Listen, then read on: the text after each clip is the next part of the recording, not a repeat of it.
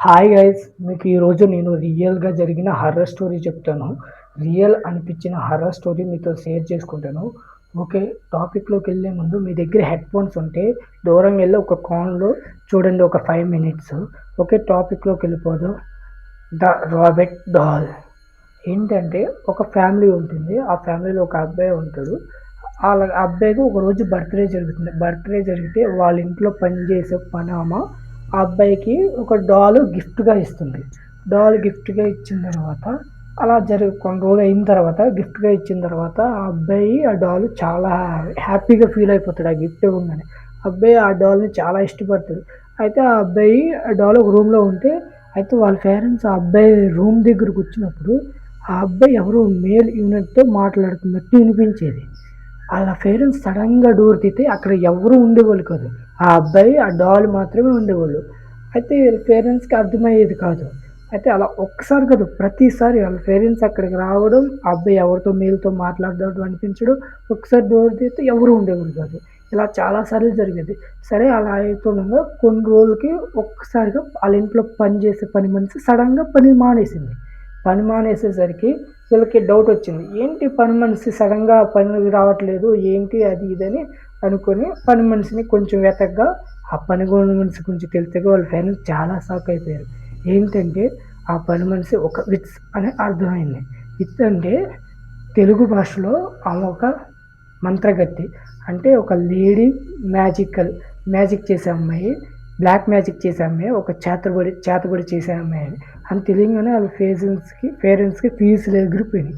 అంతటితో షాక్ అయిపోయారు. షాక్ అయిపోయి ఇంకా వెంటనే వాళ్ళకి గుర్తొచ్చింది. మా అబ్బాయికి బర్త్‌డే రోజున పని మనిషి డాల్ గిఫ్ట్‌గా ఇచ్చింది కదా! అని.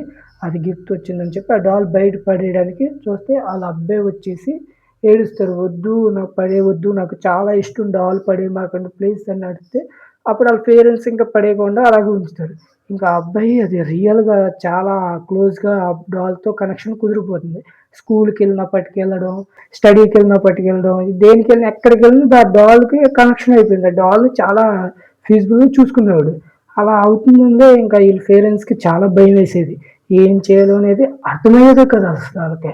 అప్పుడు ఇంకా ఏం చేయాలో తెలియక అలా కొన్ని వీక్స్ అయితుందనంగా ఆ అబ్బాయి డాల్ అలాగుండంగా ఒక్కసారిగా ఆ అబ్బాయి రూమ్‌లో మంటలు అంటుకోవడం మొదలైతాయి.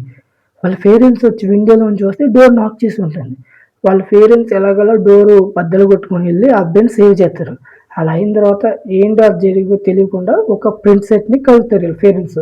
కలిసి ఇలా జరుగుతుంది మా అబ్బాయికి ఒక పని మనిషి ఇలా డాల్ ఇచ్చింది అని జరిగితే అప్పుడు ఆళ్ళ పని మనిషి చెప్తుంది ఈ అబ్బాయిని చంపాలనుకుంది. మీ అబ్బాయికిచ్చిన డాలు ఒక్క ఆత్మను కాదు, కొన్ని ఆత్మలను చాలా బంధించి మీ అబ్బాయికిచ్చింది. మీ అబ్బాయిని చంపాలనుకుంది. ఆల్సో కొన్ని రోజుల తర్వాత మీ ఫ్యామిలీని మొత్తం చంపేస్తుంది. దీన్ని వెంటనే బంధించాలి అని ఆ ప్రిన్సెస్ చెప్తారు. ప్రిన్స్ చెప్తే ఇంకా ఏం చేయాలో అర్థం కాక ఆ డాల్‌ని తీసుకొచ్చి మ్యూజియంలో బంధించారు. అది ఇప్పటికి కూడా మ్యూజియంలోనే ఉంది ఆ డాల్ రాబర్ట్. ఓకే. మీకు ఎంత రియల్ పిక్చర్స్ నేను చూపిస్తాను. మీకు అసలు ఆ పని మనిషి ఆ అబ్బాయిని ఎందుకు చంపాలనే డౌటే మీకు రాలేదా? ఓకే. నేను చెప్తాను ఎందుకు చంపాలనుకుందంటే, ఆ పని మనిషికి అసలు పిల్లలు లేరు. పిల్లలు లేకపోయేసరికి ఈళ్ళ ఇంట్లో పని చేస్తుంటే ఈ ఈళ్ళకి ఇంత అందమైన అబ్బాయి పుట్టాడు అని ఈర్ష్యతో ఆ అబ్బాయిని చంపాలనుకుంది.